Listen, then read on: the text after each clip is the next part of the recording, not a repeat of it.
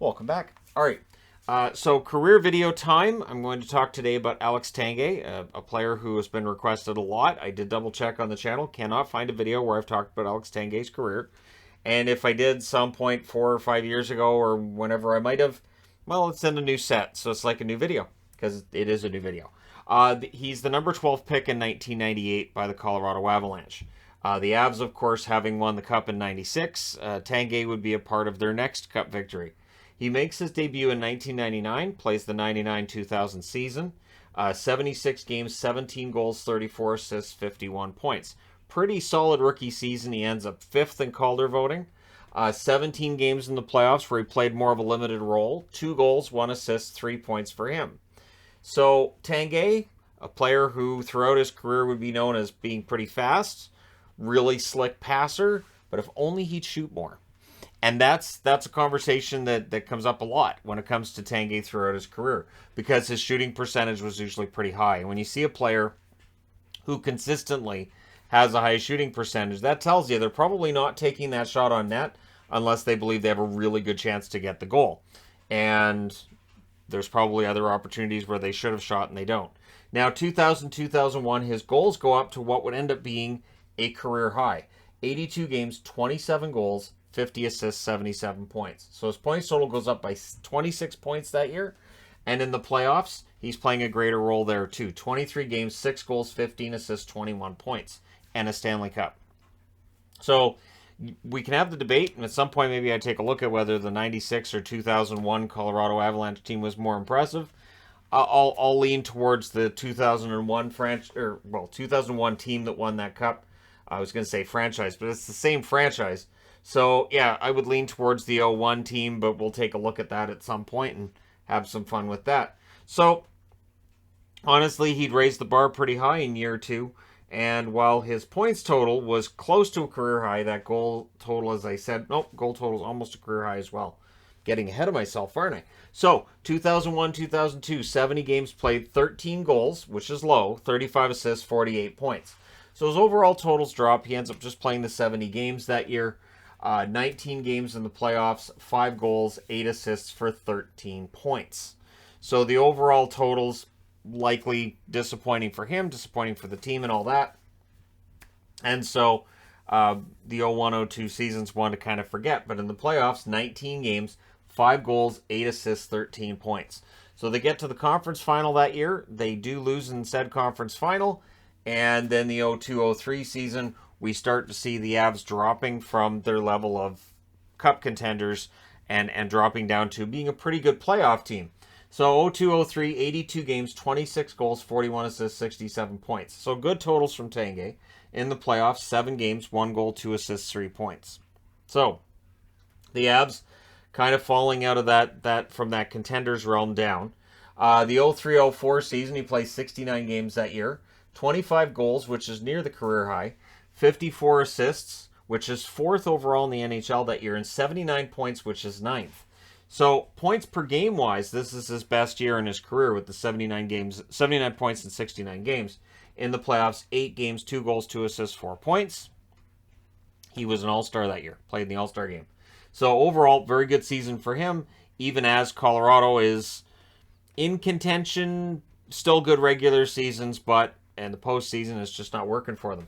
So 05-06, what would prove to be his final year in his first go-around with the Colorado Avalanche. 71 games, 29 goals, 49 assists for 78 points. In the playoffs, 9 games, 2 goals, 4 assists, 6 points. Now, in that playoff run, they beat Dallas in 5 in the first round. In Game 3, the overtime winner was scored by Tanguay at 1 minute and 9 seconds. Now, also, his shooting percentage that year led the league at 23.2%. He would keep that percentage the following season as well, although it was not first in the league that year. It was first in 05-06. So the Avs decided to make a move. They decided to make a change. On June 24th of 2006, he's traded for a 2006 second-round pick who didn't play in the NHL. Neither did the 2007 second-round pick they acquired, and Jordan Leopold coming over from the Calgary Flames. So for Calgary, picking up Tanguay turns out to be a pretty good move. And there was a lot of praise of Tanguay from guys like Iginla for his ability to create plays, his ability to see the ice, and just his passing ability. So 06-07, his first year in Calgary, 81 games, 22 goals, 59 assists, which is a career high, 81 points, also a career high there. And in the playoffs, 6 games, 1 goal, 3 assists, 4 points. So Calgary, a playoff team, good team. Tanguay's a big part of that, but they don't get out of the first round that year. During his second season in Calgary, he plays 78 games, 18 goals, 40 assists for 58 points. So his totals drop, but still respectable in the playoffs, 7 games and 4 assists. But after 2 years in Calgary, they decide they're going to trade him. So June 20th of that year, he is traded with a 2008 fifth-round pick in exchange for a 2008 first, which was used on Greg Nimitz, and a 2009 second-round pick. So for the Montreal Canadiens, they pick up Tanguay. It looks like an expensive deal at the time, but honestly, worked out pretty well for them. 08-09 season, what was the final year of his contract? Tanguay plays 50 games with Montreal that year, 16 goals, 25 assists, 41 points. He only played 50 games that year because he suffered a separated left shoulder.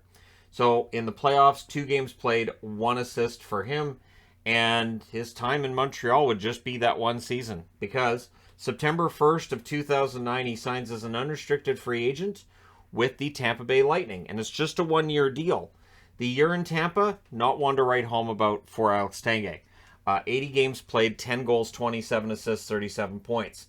So points-wise, this is his lowest output that he would have, really honestly, throughout his career. Even though his final season, he only had the 35 points. He also played a lot less games. And so, yeah, in Tampa, it just doesn't work. July 1st of 2010, he ends up signing back with Calgary. So he goes back to the Calgary Flames, plays 79 games that year, 22 goals, 47 assists, 69 points. So you put him back in Calgary, and it works for him. His totals almost double what he had the year before in Tampa. So happy to be back in Calgary. 2011-2012, plays 64 games, 13 goals, 36 assists, 49 points. So 9 less goals, 20 less points overall in Calgary that second year. And again, lots of assists. No problem getting assists from Tanguay. And the question of, but if he shot more? Worthy of being asked, and again, would be asked throughout. 2012-2013, plays 40 out of 48 games during a lockout-shortened season that year. 11 goals, 16 assists, 27 points. And at the end of all of that, June 27th of 2013, he's traded again. He is traded with Corey Sarich in exchange for David Jones and Shane O'Brien. And so he's back in Colorado. He's back wearing an Avs jersey. But the 2013-2014 season, he doesn't end up playing very many games. Only plays 16 games that year. 4 goals, 7 assists, 11 points. November 6th, he suffered a sprained knee, and he just wasn't able to come back. He tried coming back at one point. He ends up right back on the injured list not long after. And so that year's kind of a write-off for him. So, of course, sprained knee, getting older. Is this going to cause him problems going forward? It doesn't the 2014-2015 season. 80 games played, 22 goals, 33 assists, 55 points. That year as well, he leads the league in shooting percentage yet again, 21.2%. Now, there's 2 ways to look at it when a guy's leading the league in shooting percentage. Either he's not shooting enough, or there's some luck in him getting the goals. I will say he led the league in shooting percentage twice. He was number 3 in shooting percentage once. He should have shot more. It's just personally, my opinion, a guy with a decent shot that just preferred to pass. 2015-2016, plays 52 games for the Colorado Avalanche, and his totals drop. 4 goals, 18 assists, 22 points, and Colorado trades him. It'll be the final trade of his career. February 29th, he was traded with Connor Bleakley and Kyle Wood in exchange for Mikkel Bodker. So he goes to the Arizona Coyotes at the trade deadline, and after the deadline, 18 games played for Arizona, 4 goals, 9 assists, 13 points. He would retire February 16th of 2017 is when he announced that he was done in the National Hockey League. So very good career, 1,089 games played, 283 goals, 580 assists, 863 points. Quietly, 863 points. In the playoffs, 83 games, 18 goals, 32 assists, 50 points. And yes, he's got the 1 Stanley Cup. He did play in the 1 All-Star game. And overall, just a really good, solid career from a player who managed to stick around for, 17 seasons. It's not too shabby. And would have had more games played if not for the wiped out season of 04-05, plus only just 16 games in 2013-2014. And who knows, if you add in 80 games there and another 60 there, maybe he would have got closer to 1,000 points. Maybe he would have had like 940 or 950. We'll never know. It's one of the magical things about losing an entire season in 2004-2005.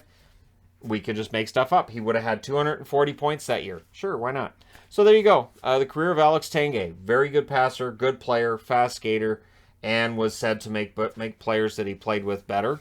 And yeah, there you go. Let me know your thoughts in the comment section below as always. Don't forget to hit like and subscribe if you're browsing your way through.